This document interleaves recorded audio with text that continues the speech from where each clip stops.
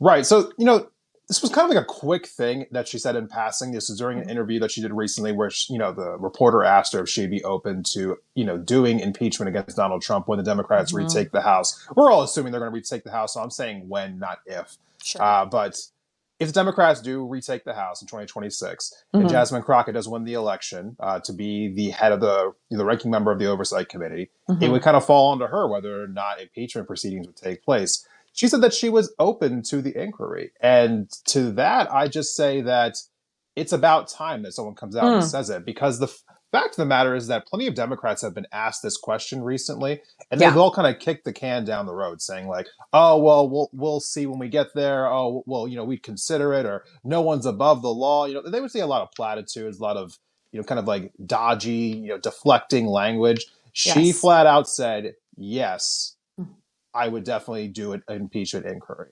And it kind of begs a larger question here, Natalie, Mm-hmm. is Mm-hmm. why are people like Jasmine Crockett not just propelled to the front of the line? Why does she even have to fight for this position, honestly? I There's wonder. there's a lot more to say here, and I have plenty of things I want to run into about why I think Trump deserves to be impeached, because it's not just that, hey, I don't like Donald Trump, Right. therefore, he should Right. be impeached. Because, like, I understand those feelings, but Sure. I actually want to get into the legitimate, like legal arguments about Mm-hmm. what he has done that has Mm-hmm. actually, that I believe deserves impeachment. So get into that in a minute here. But Natalie, what were your thoughts when you saw this come across? Well, I'm really glad that you want to get into the actual details of this in terms of Yeah. legalities, because I do think, especially on the right, there is this tendency to say, "Oh, the Democrats are just being sore losers," and blah blah blah, and so I think it's really important that we explicitly explain what he has done that would be considered an impeachable offense, and in this case, there are several.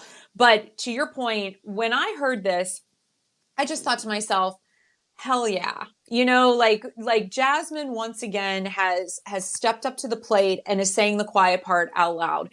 And these are Yeah. exactly the kind of people that we need leading whatever is left of a working people's party that is somewhere lodged in the Democratic Party. And if she and some of the others like her in the party could be propelled to the front, like you said, I think this party could not only move differently and look different, but I think it would actually have a chance at winning elections in the future. And so for me, um, I once again find it interesting that it took, a Black woman, a woman of color, to have to say these things. And I hope other people rally around her and don't leave her hanging, because she is speaking truth to power. And I really applaud her. I appreciate her. She has been somebody I have been watching and think could really make a mark here. And I do find it interesting that the people that we're looking at to lead this party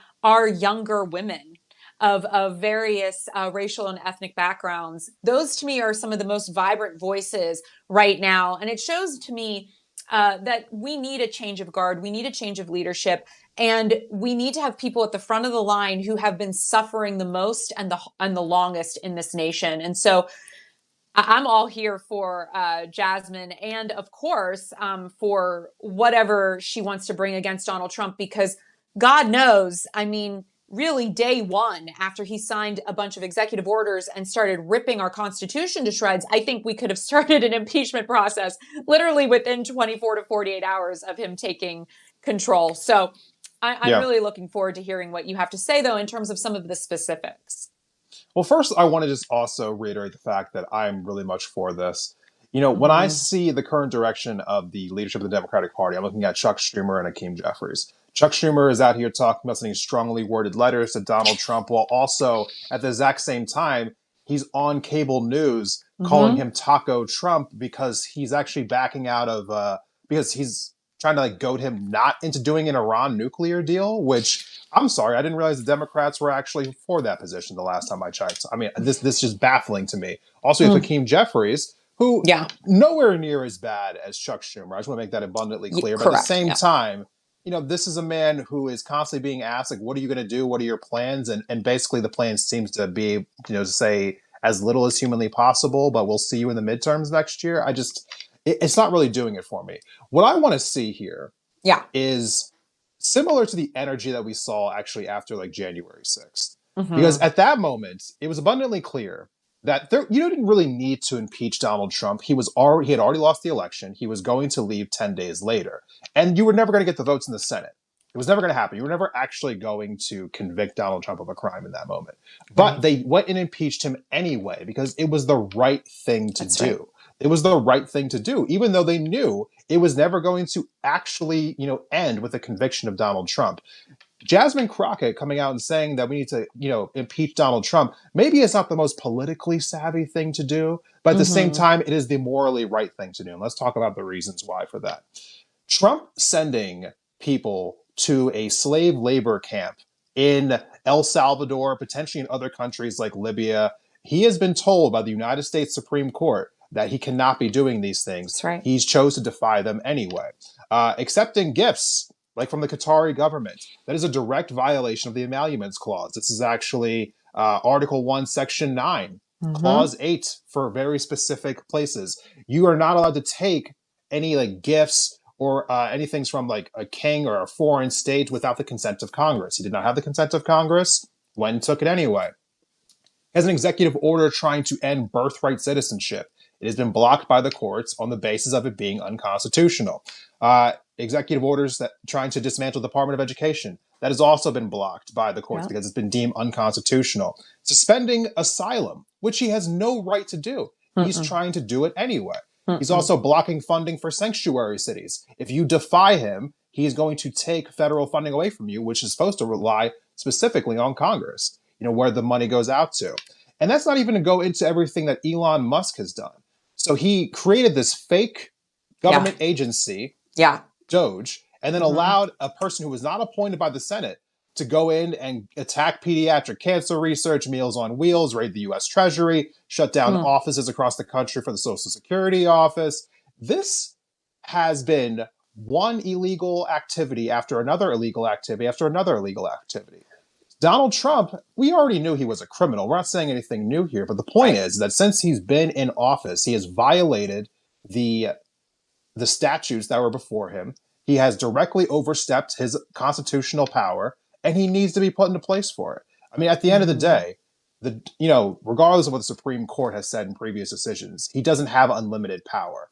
And Mm-hmm. so it is up Mm-hmm. to the legislative branch to check him when he oversteps his power. And he's overstepped it time after time after time again. And now he wants to go after judges who try to check his power. No, he absolutely needs to be impeached. And I hope that the Democrats actually have a spine and do so when they retake power next year.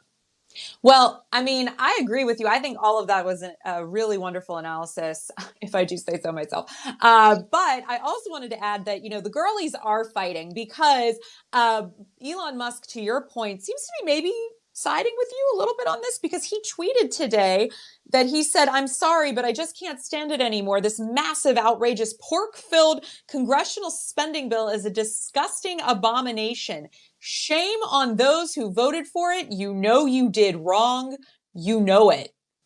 I was like, I want to take a second what? here. I want to take a second here because Yeah. when I came out over the last like week or so, and I was saying that there's been a falling out between Donald Trump and Elon Musk, and people were Yeah. like, "Oh no, he was supposed to leave the administration, at this time anyway." Like, yes, I know that, but the Mm-hmm. circumstances around him actually leaving Yeah. have been there's obvious tension going on there. I mean, he Clearly. criticized his bill, and then the Mm-hmm. very next day he Mm-hmm. left. Right. And this was after he got sidelined for more than a month. He was sitting in the Oval Office taking questions like he was the president I know. for weeks and weeks and weeks. And all of a sudden he gets shelved after Mm-hmm. the Wisconsin Supreme Court election. So, I mean, there was obvious tension going Yeah. on here. And I find it hilarious.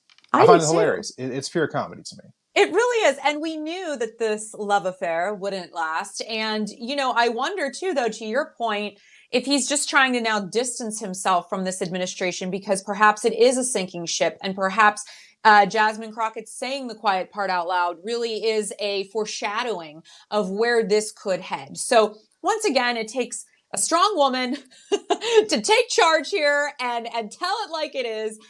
And Desmond, I love strong women. I think we both do. And Yes. I'd love to segue into our next topic, unless there's anything else that you'd like to add. Nope, let's go. Great.